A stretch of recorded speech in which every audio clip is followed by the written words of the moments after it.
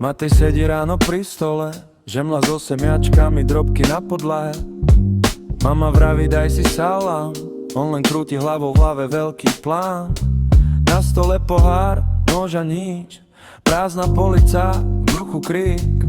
Vyťahne z tašky prvý svoj plagát, arašidové maslo musíme zachrániť. Hej! Povstaň, arašidové maslo, hovorí Matej.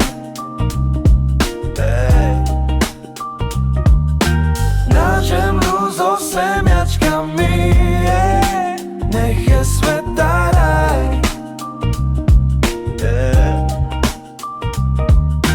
Každý kúsok na 3 rubovo, nech to cíti kraj.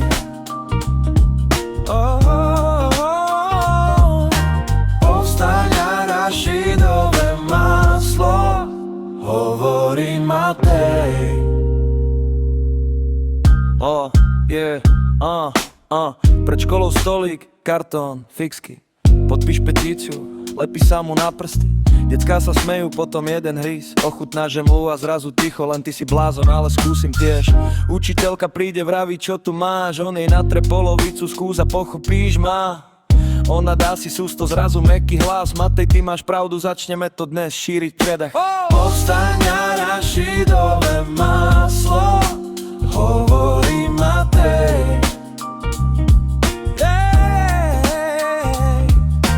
Na žemlu so semiačkami, nech je sveta raj.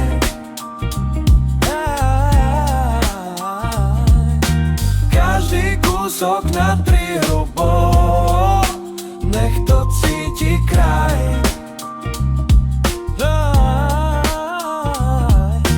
Povstaň, arašidové maslo, hovorí Matej.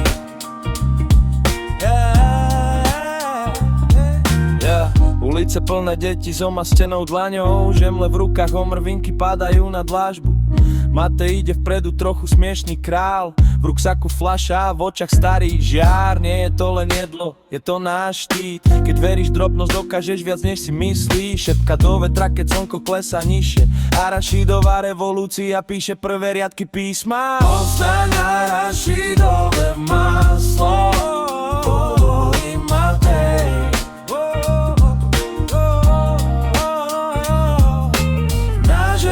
So semiačkami, nech je sveta raj, nech je sveta raj. Každý kúsok na 3 rubovo, nech to cíti kraj, nech to cíti kraj.